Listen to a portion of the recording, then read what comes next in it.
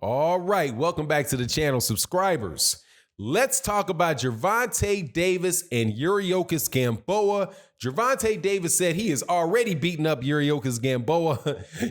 Yuriorkis Gamboa says there ain't nothing special about Gervonta Davis. And what I'm saying is this is going to be a good fight for Gervonta Davis, but after this, Gervonta Davis needs to step up the competition.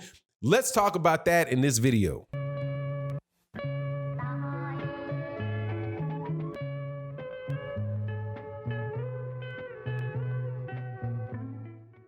All right, welcome back to the channel, subscribers. Read an article this morning out on Boxing Scene, gave an opinion that Gervonta Davis is definitely a proven star in the sport of boxing. I laugh at that. I'm laughing at that because I just made a video about the fact that the same people say Deontay Wilder's not a star, but Gervonta Davis is a proven star in boxing because Gervonta Davis has sold out or had record crowds or sold out four different venues and had, 10,000, 9,000, 12,000 people in multiple different venues across the United States. And consequently, that proves that Gervonta Davis is a draw.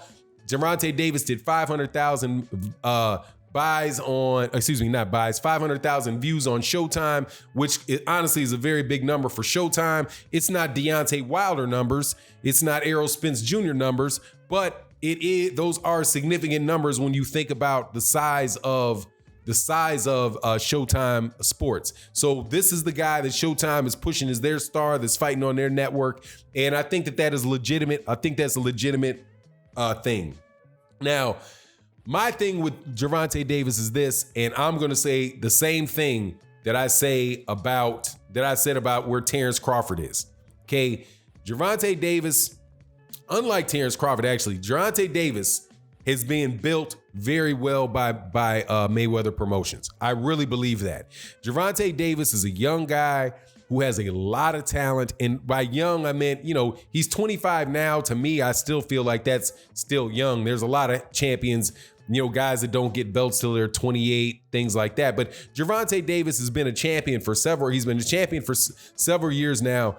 But I do believe that he has a lot of out of the ring issues and maturity things that he needed, maturation process that he needed to go through, and hopefully he's there. Also, because he was so young, they need to show him different styles and get his name out there, do all of that type of stuff. And I'm fine with that. I'm not so critical on his last several opponents. Gervonta Davis, a lot of those guys are good fighters. They're not top level fighters, upper level fighters, but they're good fighters. And they wound up, and Gervonta Davis did what he needed to do. But in the ring and outside the ring, he looks like things, are starting to look, he's starting to get his business together a little better outside the ring. Now, this fight with Yuriorkis Gamboa, he talked about how he's already, he sparred with Yuriorkis Gamboa. Floyd Mayweather had Yuriorkis Gamboa flying, had Gervonta Davis sparring the whole room, right? And Yuriorkis Gamboa was one of the people that I guess was there to spar Gervonta Davis. And Gervonta Davis said, I don't really remember what really happened other than they pulled him out of there. And we could have kept going. Maybe he hurt him. I'm not sure what they thought they saw, but they pulled Yuriorkis Gamboa out of there. And he said, maybe he hurt him and I just didn't realize, but they jumped up out that ring real quick. So just that story itself, I'm not so much because of the, him having hurt him or he quit, that type of thing. But the fact that Floyd Mayweather Jr., and if they were in the ring and had Gervonta Davis sparring Yuriorkis Gamboa, they're allowing Yuriorkis Gamboa to fight Gervonta Davis, that's telling me that they see something in Yuriorkis Gamboa, or they think Yuriorkis Gamboa is vulnerable in one way or another for Gervonta Davis. Now, that's obviously is not rocket science, because I think everybody can see that from the far outside because of the age of Yuriorkis Gamboa, the fact that Yuriorkis Gamboa lost to Robinson Castellano, and he's lost to Tank Davis, and he really hasn't looked like the the super exciting and deadly type of Yuriorkis Gamboa since he was at 130 pounds, really 126 and 130 pounds. That Yuriorkis Gamboa has been gone. Now, I don't have a problem with this fight because this is Gervonta Davis moving up to 130 pounds. And I think it's fair to allow people to have a fight against a guy, that they feel like they can be fairly comfortable against to get acclimated to the weight class. And plus they get the added benefit of the fact that Yuriorkis Gamboa will be an established name that's on the resume of Gervonta Davis to go along with the only real main, widely known fighter, which is that Gervonta Davis has fought, which is Jose Pedraza, right? So, but after this fight, because I believe that this fight is going to be a knockout for Gervonta Davis. I think he's probably going to stop. I have a feeling he's going to stop this dude with a body shot. There's no rhyme, no reason to that. But I just think that, hey, man, more than likely it's going to be a shiver to the body that gets this dude hurt, if not knocked out, man. Because the older you get, and Yuriorkis Gamboa does not have the best reputation in the world for training. And even if he rushed to get in shape, he's had a couple fights where he's looked good, but he looked good because those guys didn't belong in the ring with him. Gamboa is an upper level fighter. But that said, I think Yuriorkis Gamboa is going to get out of there. I think it's going to be maybe 5-6 rounds before Gervonta Davis starts really letting loose on him, and not just timing him, but that love Gervonta Davis's offense to defense. I love how this dude, when you miss and you get wild, Gervonta Davis can counter you something ugly. And this guy is pretty much the same height, same size as Gervonta Davis, just older, and probably was never as talented. It's just all the makings. It got all the makings for him getting ran through. Now after that though, and this is what I think is important. This is where I'm bringing up Terrence Crawford. Now it's time for you to fight guys. Okay. After this fight at 135 pounds, I think that it is time. He'll have the WBA regular belt. The WBA regular belt is what's right underneath the WBA super belt, which is the belt that Vasily Lomachenko has. You have Vasily Lomachenko about to fight Teofimo Lopez sometime early next year to unify 3 of the belts. You've got Devin Haney, or you have a Javier Fortuna fight against Luke Campbell for the vacant WBC belt that Devin Haney had, but Devin Haney got put into recess.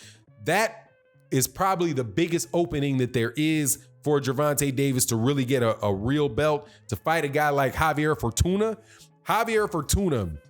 And that's a fight that I think that would really test Gervonta Davis, the Javier Fortuna fight. I want to see the Vasily Lomachenko fight. I'd like to see the Teofimo Lopez fight. Shoot, I wouldn't mind a Richard Comey type of fight, or God forbid that a very difficult fight for him could be the fight if Robert Easter Jr. can still make 135 pounds, or if Ramses Bartholomew can make 135 pounds.